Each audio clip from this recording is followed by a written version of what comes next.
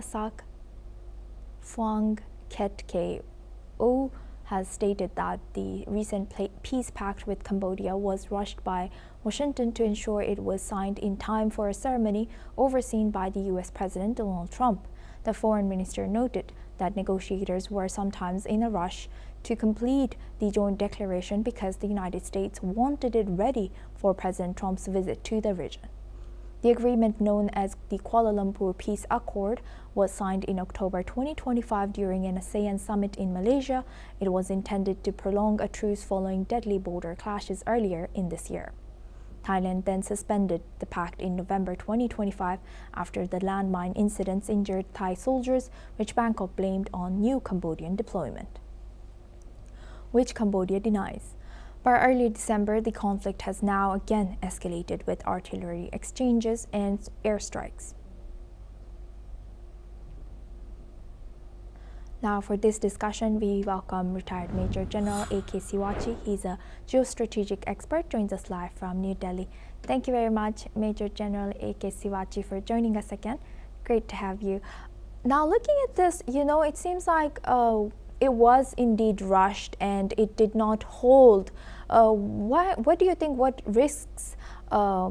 were the risks involved when they rush such a, sensitive and important pact, especially between these two countries who have historical tensions, and what should they do to make sure that another ceasefire does hold on?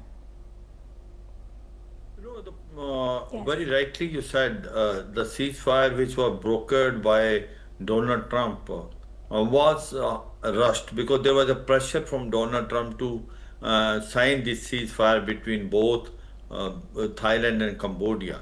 And the problem is quite complex. It's not that simple. It goes back when there is a land dispute between both the countries on the border, where one country says that these two temples belong to them, and this was the time when the Cambodia was still under the control of France. Now the point is that under pressure they signed this agreement, but it did not hold on the ground. And now the tension again emerged, and there is a fighting which took place between Cambodia and Thailand troops. And now the situation has become very volatile. There is about 10 to 15 lakhs people on the either side have been displaced. So now the Asian country, the Association of Southeast Nations, they are meeting at Kuala Lumpur, and they want to now renegotiate it, and they want that both sides, Cambodia and Thailand, they sit down together, they sort it out themselves, and they will be helped by other countries, including Malaysia, to reach a renegotiation in a manner that it holds on, rather than hurriedly reach to some consensus and then thereafter the problem starts. So I suppose it's a very good move. Let's hope that they come to some sort of consensus, because their meeting is going to take place on 24th December in Kuala Lumpur, where you will find the military officials of Cambodia and Thailand will also meet. So our expectations are there that time possibly they will hear each other and they will thrash out whatever is the differences, because the earlier pact which was there pushed by Donald Trump had not hold on, because Donald Trump was in hurry to declare that he has almost 8 wars have been stopped by him throughout the world, including he claimed to be India and Pakistan, which India has been claiming that US had no role in India-Pakistan conflict of 4 days. But all said and done, as on today, the issue is that the peace do not prevail between Thailand and Cambodia. The clashes are taking place. The people on the both the sides are suffering, and there is urgent requirement of renegotiating. And both these countries are going to meet in Kuala Lumpur.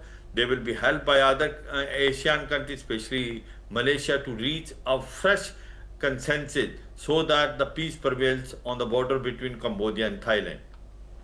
And retired Major General Siwachi, I would like to build on your answer. As you know, you rightfully mentioned that President Trump has been taking credit for brokering peace between 8 wars this year.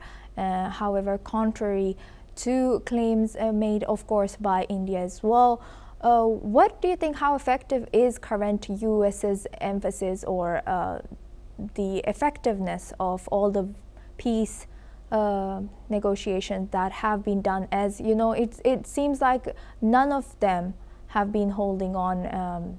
The Gaza, including the Gaza ceasefire, including the Thailand Cambodia one, and some others. So what do you think U.S. was missing in Cambodia and Thailand's when brokering Cambodia and Thailand ceasefire? Very correct. See, the point is very rightly said. That Trump wanted to take credit, and he said that he managed to stop Kosovo, Serbia, Congo, Rwanda, then Azerbaijan, Armenia, then Israel, Hamas. He talked about even Cambodia, Thailand, and then he talked including India, Pakistan, and very rightly said majority of them have not hold on, and the tension again restarted there, and especially on both Cambodia and Thailand. Why it did not hold on? Without going into details, without understanding what are the complexities, without hearing on the either side, trying to resolve the problem on ground, it was rushed because Donald Trump has almost warned both the leaders of Cambodia and Thailand that they must renegotiate and come to some conclusion in a time-bound manner. So it was basically hurried up, it was rushed under the pressure from Donald Trump, and rightly it did not hold on for too long. And again, the clashes have started between Cambodia and Thailand. Both the countries are blaming each other. Cambodia said that Thailand had used F-16 aircrafts very close to their border area, where Thailand says that Cambodia has been using heavy artifice. So all said and done, this pact which was signed by under pressure of Donald Trump has not hold on. There is a requirement of renegotiating, and that's why that the leaders of Asian countries are meeting in Kuala Lumpur, and they hope that they will renegotiate this peace deal, and they will make sure that the representative from both the countries, from Thailand and Cambodia, sit down and thrash out their problems, and also reduce their differences and reach some sort of consensus and agreement. Very insightful. Thank you very much, retired Major General Siwaji, for sharing that. Please stay with us as we come back to you for our next discussion as well. Now we move on to Europe. Russia has claimed that its armed forces are advancing across the entire front line and have secured multiple advantageous positions, while Ukraine has